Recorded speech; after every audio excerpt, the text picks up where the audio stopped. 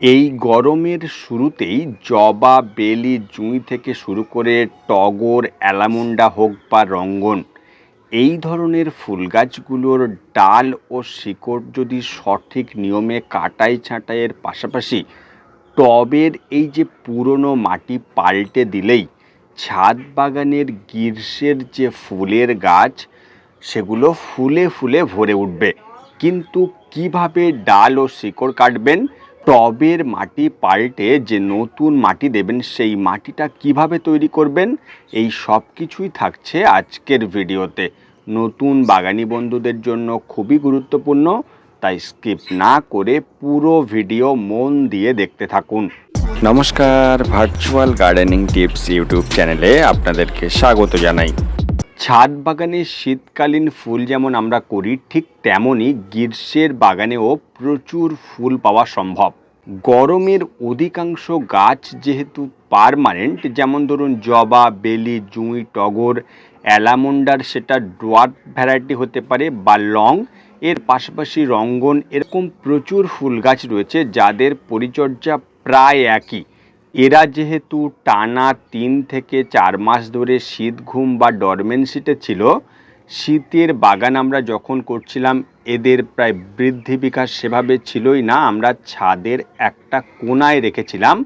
এখন কিন্তু সময় হয়েছে ওগুলোকে বাইরে বের করার। আপনি যদি এই মার্চের 3য় সপ্তাহের মধ্যে এই পুরনো গাছগুলোর ডাল কাটাই ছাঁটাই করে টবের পুরনো মাটি বদলে দিতে পারেন, তাহলেই কিন্তু গাছগুলো ডরমেন্সি ভেঙে খুব দ্রুত বাড়ার পাশাপাশি ফুলও দেবে প্রচুর। প্রথমেই বলি যে কোন গাছগুলোর ডাল ও শিকড় কাটবেন।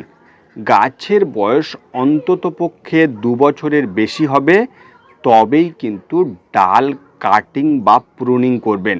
আর শিকড় প্রুনিংয়ের ক্ষেত্রে একই টবে যদি গাছটি 1.5 থেকে 2 বছরের বেশি দিন থাকে, সেই গাছগুলোর টব থেকে তুলে শিকড় হালকা কাটাই ছাঁটাই করে রিপোর্ট করবেন। তবে ছোট গাছ, অর্থাৎ সেটা বেলি, জুঁই, রঙ্গন, অ্যালামুন্ডা বা জবা এরকম ধরনের গাছ হয়, ধরুন আপনি সবে 2 থেকে 4 মাস এনেছেন বা 1 বছরের নিচের গাছ, এরকম ছোট গাছগুলোর ডাল ও শিকড় প্রুনিং করার দরকার নেই, লাইট পিঞ্চিং করে দেবেন। পিঞ্চিংটা কিভাবে করবেন দেখুন, ঠিক ডগাগুলোকে হালকা করে এভাবে ভেঙে দিন। এবার জানবো যে ডাল ও শিকড় কিভাবে কাটবেন। তবে তার আগে ডাল ও শিকড় প্রুনিং করার জন্য কাটার হোক বা কাঁচি, যে সমস্ত জিনিস আমাদের প্রয়োজন হবে সেগুলোকে কিন্তু স্যানিটাইজার দিয়ে জীবাণুমুক্ত করে নেব।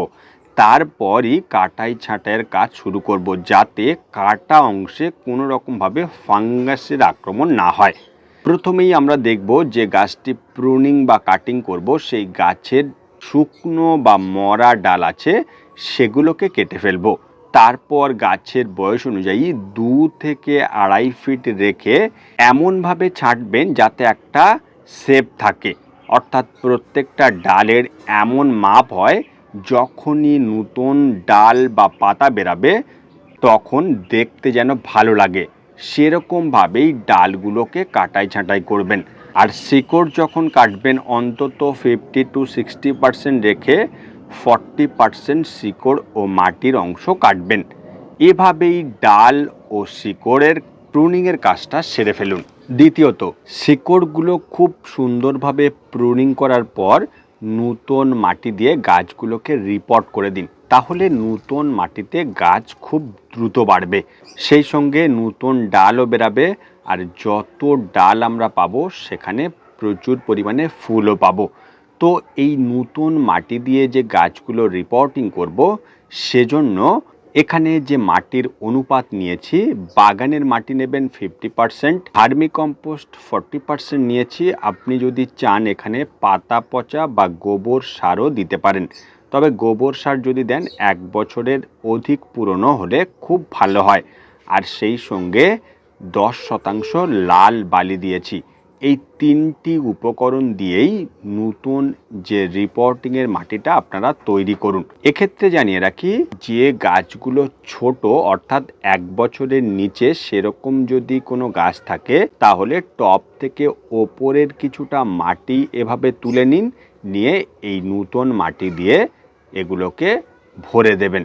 তাহলে এই ধরনের ছোট গাছের রিপোর্টিং করার কোনো প্রয়োজন নেই। শুধুমাত্র ডগাগুলো হালকা পিঞ্চিং করুন আর টবের উপরের মাটি কিছুটা তুলে এই নতুন মাটি দিয়ে দিন। তৃতীয়ত, ডাল কাটিং ও রিপোর্টিং করার পর গাছগুলো কম রোদ পাবে অর্থাৎ সেমি শেডে 3 থেকে 4 দিন রাখার পর তারপরেই সরাসরি রোদে রাখতে পারেন।